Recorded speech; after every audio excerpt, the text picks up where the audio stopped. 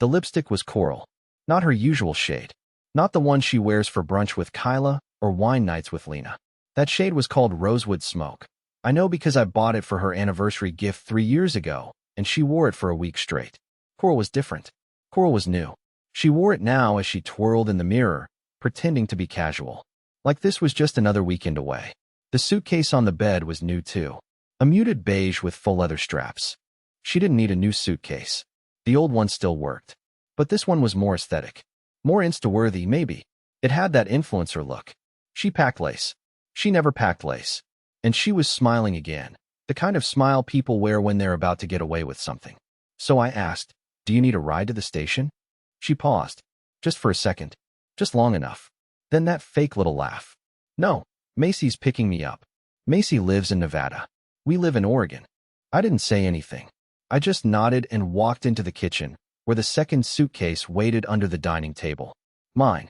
Not for me, for her. The one she didn't know existed yet. Inside was a printed map with a red circle around the motel on 3rd Street.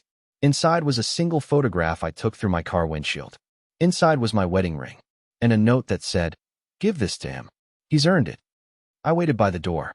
She walked out 15 minutes later, keys in one hand, phone in the other, heels clicking like war drums. I handed her the suitcase without a word. She smiled, confused. "What's this?" I smiled back. "Just something to take with you, since you're already leaving." She opened it on instinct, and then I watched her lungs forget how to breathe. She stared at the contents like they weren't real, like maybe she was still dreaming, or maybe this was a prank, or maybe I'd lost my mind. I watched her eyes scan the envelope, the photo, the ring. Her hand hovered over the note, but she didn't touch it, like it might burn her. And maybe it would. She finally looked at me, and I swear I saw something flicker in her face. Not guilt, not sadness. Something worse, confusion. Like she couldn't quite figure out what I was doing. Like she was trying to calculate how much I knew, how long I'd known, how deep it went. "Is this supposed to be a joke?" she said, barely a whisper. And that's when I almost laughed. Because a joke would have been easier. A joke would have meant I still had a sense of humor about this.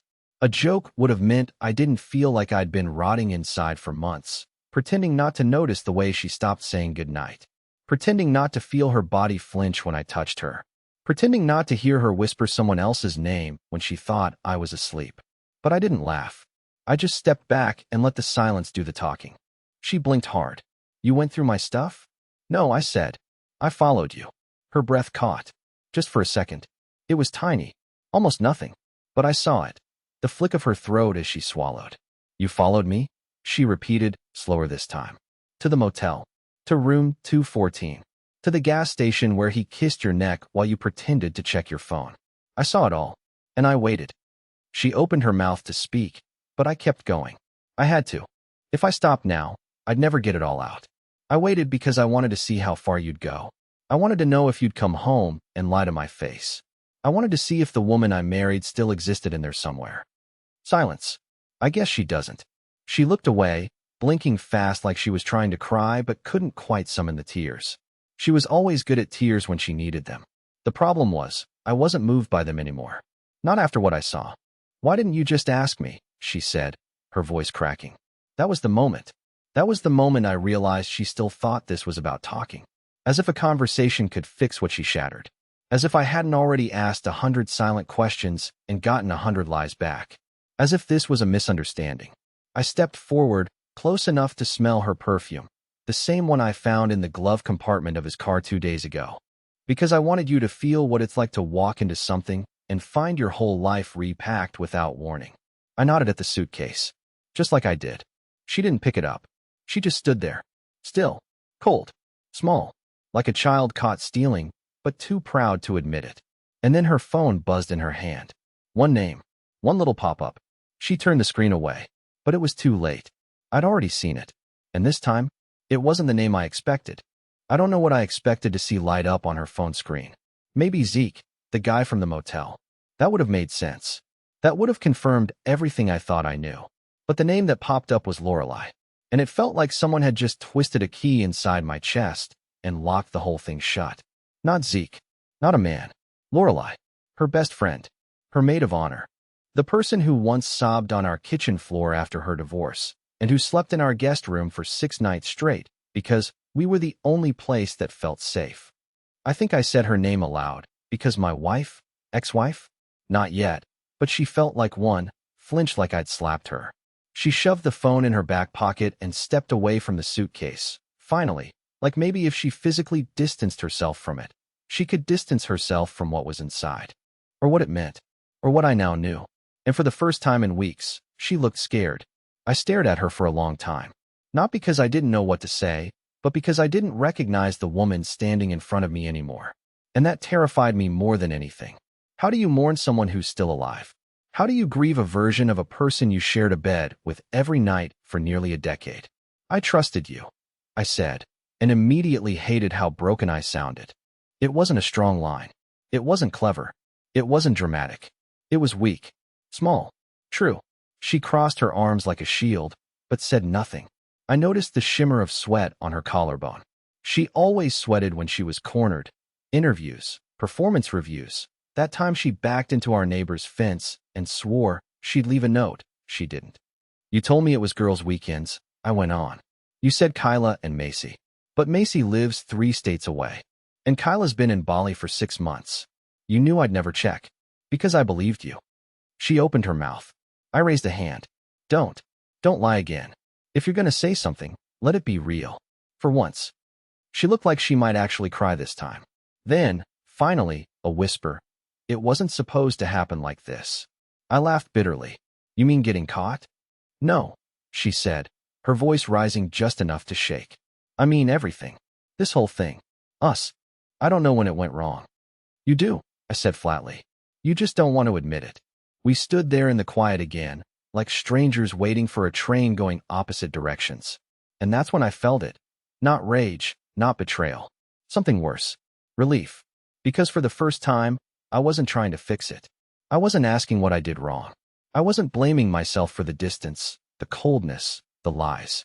I wasn't crafting some fantasy in my head where we'd go to therapy and cry and fall back in love over pancakes and cheap wine. I was done, and she could feel it. It hit her harder than the suitcase ever could. You're leaving? She asked, suddenly looking 5 years younger, like the woman I married, only lost and small. No, I said. You already did. She didn't argue. She just stood there, jaw tight, breathing uneven, as the next buzz rattled in her pocket. This time she didn't even look at the screen. She just whispered, "What are you going to do?" And I smiled, not kindly. Because the truth is, I didn't know yet. But I was going to do something. And it started with her weekend plans getting canceled. She didn't know I had the password to her airline account. Not because she was careless, but because she'd forgotten she once asked me to book a flight for her mom 2 years ago. That password, it still worked. The same birthday, she once told me no one ever remembered. I waited until she went upstairs to make a call. Her voice was low and frantic, and I could tell from her pacing that she was trying to figure out what version of the truth she was going to feed whoever was on the other end. Probably Lorelai. Maybe Zeke. Whoever it was. I hoped they could hear the tremble in her voice. That little crack of uncertainty she always hid so well from everyone else. Everyone except me. I sat down at the kitchen table, opened her laptop, the pink one she swore she used only for work, and logged into her email. Same password. Her flight was scheduled to leave in 3 hours. I canceled it with one click. No refund. No confirmation screen. Just gone. Then I pulled out my phone, opened my notes app, and scrolled to the list I'd been keeping for months. Not revenge. Just facts. Dates. Names. Screenshots. The gas station. The dog park. The overpriced boutique hotel where they'd booked a room under her maiden name. It was all there. Not for court. Not even for leverage. For me. Because for so long I felt like I was losing my mind. Like maybe I was paranoid, insecure, needy. Like maybe I was the problem. And when you're married to someone who lies with a straight face, you start questioning your own memory. Your own sanity. But I wasn't crazy. I was just careful. And now, I was done being careful. She came back downstairs 10 minutes later, pretending nothing happened. She didn't ask for her suitcase. Didn't mention the note. She just stood there by the door like a teenager waiting for a ride that was running late. Everything okay? I asked, sipping coffee I didn't even want. She nodded too fast. Yeah, just waiting on Kyla. I smiled calm. Oh, you won't need to. She blinked. Why not? I leaned back in my chair. Because I canceled your flight. Silence. Not the shocked, dramatic silence I expected. Not even rage. Just stillness. The kind of stillness people have when they realize they've completely lost control. Her mouth opened, then closed again. She tried to think of something to say, some excuse, some defense, but the words never came. You lied, I said quietly. You lied to me over and over, and you were so good at it. You thought you'd never get caught. You made me feel small in my own house. You made me think I was the one drifting away. Her voice cracked. I never meant to hurt you. But she did. She meant to get away with it. She meant to have both lives. She meant to spend the weekend in silk sheets with someone else while I did the laundry and watered her stupid lavender plant. I stood up slowly, walked past her, opened the door. You should go, I said. She looked at me, confused. Go where? I looked down at the suitcase on the floor, the one with the photos, the ring, the map, the memories. That's not my problem anymore. She didn't move. So I stepped aside, holding the door open wider. She finally picked up the suitcase, still too stunned to speak. She didn't ask where to go, or why, or how. She just walked through the doorway like a ghost, dragging the weight of what she'd done behind her. And when the door clicked shut behind her, I stood there for a long time. Alone. Not broken. Not healed. But awake. And that was something new. I thought that would be the end of it. I really did. That she'd walk out, take the bag, call one of them, Lorelei, Zeke, whoever, and vanish. I imagined she'd get in a car, disappear to wherever they'd planned to stay for the weekend, and I'd sit in the living room alone, watching the clock bleed into the walls until I stopped thinking about her. But I should have known better. She didn't leave. Not really. I watched through the blinds as she dragged the suitcase down the driveway, glanced up and down the street like a lost child, and then sat on the edge of the curb like she was waiting for someone who wasn't coming. Her arms were wrapped around herself, her head down, like she was trying to shrink out of existence. She stayed there for 10 minutes, then 15, then 30. No calls, no ride, no tears, either. She just sat there, not stubborn, not angry, just empty. And I hated how much I still cared. I hated that I knew she didn't have anywhere else to go, that the people she'd tangled herself up with weren't built for consequences, that she had spent so long pretending to be someone she wasn't. Even they wouldn't take her in now that she was scorched and unraveling. I tried to make myself stay inside. I really did. I sat on the floor in the hallway with my back against the wall, staring at the silent front door like it was going to open itself and take the decision away from me. But it didn't. So I got up, walked out. She didn't look up when I sat down next to her. Just kept staring at the sidewalk like the cracks in the concrete held the answer to how her life fell apart in a single morning. You know, I said quietly, I used to think I was the boring one. She turned her head just slightly. I thought maybe that's why you pulled away, I continued. Because I didn't change. Because I still liked movie nights and early mornings and Sunday pancakes. Because I still wore the same cheap cologne and watched the same dumb crime shows and never learned how to be unpredictable. She said nothing. Her fingers tightened on her forearm. But the truth is, I wasn't boring. I was consistent. I was stable. I was safe. And you didn't want safe. You wanted someone who didn't know the old you, the tired you, the guilty you. Her voice came out hoarse. I didn't plan it. You did, I said, not cruelly. You just didn't plan to get caught. We sat in silence again, and the wind picked up a little, pulling her hair across her face. She didn't move it. Maybe she liked the way it felt, like something was still touching her gently. I don't want to go to him, she whispered. Not now. I don't want you to go to him either. She looked at me then, eyes wide with a flicker of hope. And I knew that look. I hated that I still knew her. The way her eyebrows lifted when she wanted forgiveness but hadn't earned it. The way her lips parted like she might apologize but wouldn't mean it. I stood up. Her eyes followed me. I don't want you to go to him, I repeated. But I don't want you to come back in either. And then I walked away. This time, I left her sitting there. And I didn't look back. Not until I was inside with the door locked and her name finally erased from the emergency contact list in my phone. Because I needed to know that if she broke again, it wouldn't be my job to fix her. The house felt heavier without her in it. Not quieter, heavier. Like the walls were holding their breath, waiting for the next shoe to drop. I walked room to room that evening, not doing anything in particular. Just moving. Just existing. Her perfume still hung in the hallway. That cloying vanilla she wore because someone once told her it made her seem approachable. The couch cushion where she used to curl up with her glass of red was still indented. I sat there for a while, but it felt like trespassing, even though it was my couch, my house. The worst part? Her toothbrush was still in the holder. I could have thrown it out. I could have lit it on fire. But I didn't. I just stood there, staring at it like it might suddenly move or explain itself. There's a kind of madness in the aftershock. People talk about the confrontation, the rage, the heartbreak. But they never talk about this part. The hours that follow when your entire life feels like it's trying to reset, but the pieces don't quite line up. Like trying to reassemble a mirror after it's been shattered. Even if you get it back together, you still see every crack. Around 2 a.m., I couldn't sleep. I tried. God knows I tried. I laid on my side of the bed, always my side, and stared at the ceiling until it started to blur. But my head was full of static. Every blink was a memory. Every silence felt louder than any scream. So I got up, made tea I didn't want, sat at the kitchen table like I was waiting for someone to join me. She used to sit across from me, legs curled under her, tapping her spoon against the mug while she told me the dumb little things that made up her day. A rude cashier, a podcast she liked, a weird dream she had about a raccoon with a British accent. And now I didn't even know who that woman was. I opened the laptop again, hers, still sitting on the counter, and for a moment I just stared at it. I told myself I wasn't going to snoop, that I'd seen enough, that I didn't need more proof. But curiosity isn't innocent. It's cruel, and I gave in. The email was still logged in. Nothing new, no apology, no plan, no message from her begging to come back. Just spam and a few unread newsletters about skincare. Then I opened the drafts folder. There was one unsent message, and when I read it, my stomach turned cold. It wasn't addressed to me, or Lorelai, or even Zeke.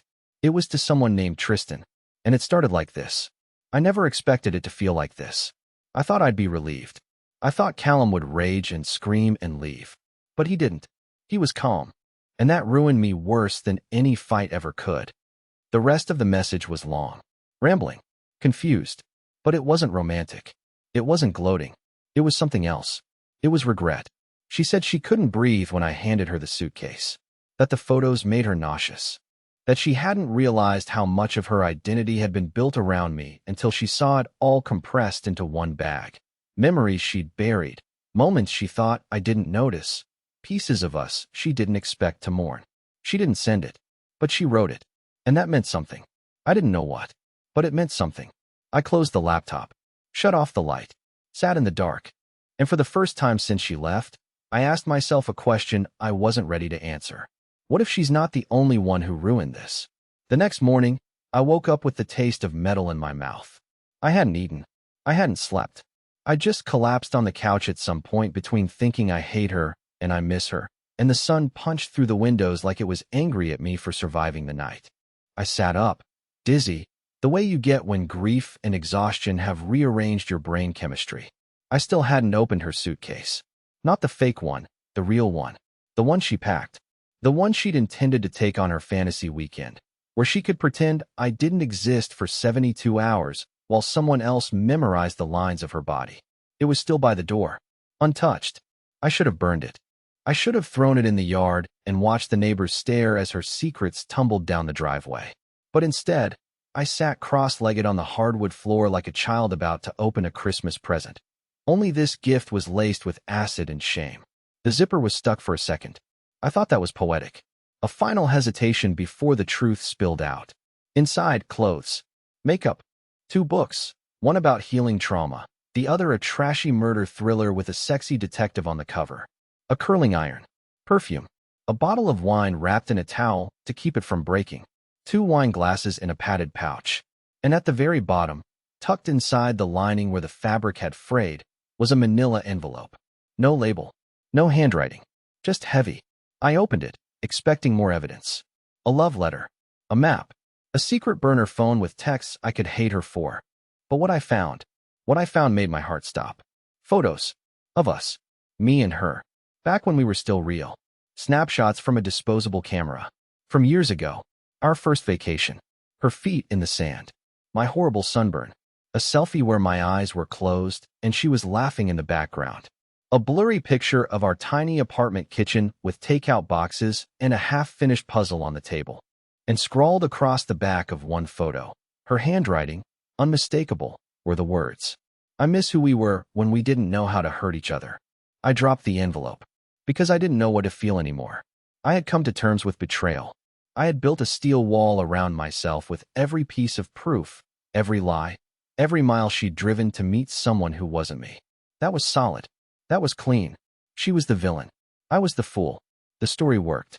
But this cracked it all. What kind of person packs love letters alongside lingerie? What kind of monster carries grief in the same bag as betrayal? I wanted to scream. Not at her. At myself. Because I suddenly couldn't tell the difference between the lie and the life. Between the wife who left me behind and the woman who missed me while doing it. Was she mourning us the whole time she was erasing me? Did she love me while cheating on me? Did she even know which part of her was real anymore? Because I didn't. And the worst part? I still didn't know if I wanted her back, or if I wanted to destroy every piece of her that reminded me we were once something good. 3 days passed. I didn't call her. She didn't come back. I thought I'd feel triumphant. Free. Like a man who finally cut loose the anchor that was dragging him down. But instead, the silence stretched thin across the hours like plastic wrap, suffocating, transparent, and sharp around the edges. I kept waiting for the anger to return. It had been my armor. My clarity. But now all I felt was weightless. Not peace. Not forgiveness. Just weightless. Like a photograph that had lost its color. I deleted the photos from my phone. The evidence. The surveillance. The cold, calculated proof I'd gathered like a detective trying to convict his own heart. I didn't delete them out of weakness. I deleted them because I couldn't carry both revenge and healing in the same pocket. Then, on the 4th night, there was a knock at the door. I didn't move right away. I stood in the kitchen, frozen, gripping the edge of the sink, convinced it was a delivery driver or a neighbor or, worst case, someone coming to collect the last pieces of her. But it was her. She looked smaller. No makeup. Hair pulled back. Wearing the old hoodie I used to sleep in when I was sick. She held nothing. No suitcase. No script. I opened the door, but said nothing. She didn't speak either, not at first. Just looked at me like she was waiting to be told to leave. Finally, she said, "I'm not here to explain." I raised an eyebrow. I'm not here to ask for anything either. Not forgiveness. Not another chance. I couldn't leave without saying something real. I crossed my arms. Then say it. She swallowed. Took a breath like it hurt. And then, "You were the safest place I've ever known." And I got so used to being safe that I forgot it was special. I thought I wanted chaos, because chaos made me feel interesting. But all it did was break things that mattered. She paused. "I broke us. Not you." I stared at her, waiting, guarded. She went on, quieter now. "I'm going to therapy. Not to fix this. I know that's not your job. But because I'm tired of not knowing who I am without hurting the people who love me."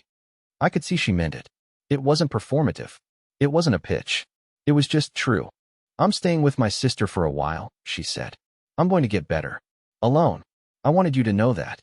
She turned to leave. And for a second, just 1 second, I saw her the way I used to. The real her. The imperfect, complicated, stupidly hopeful her who used to dance barefoot in the kitchen when it rained. "Wait," I said. She froze. I stepped outside and handed her the manila envelope. "The photos," I said. "They meant something. I know that now." She nodded, her eyes welling up. We stood there in silence, not as lovers or enemies, but as people who once shared something too big to erase. "I don't know what's next," I said, "but I don't want to hate you anymore." She smiled through the tears. "Me neither." Then she walked away. And this time, I didn't watch her go. I stepped back inside, closed the door, and for the first time in a long time, it didn't feel like something was ending. It felt like something was finally beginning.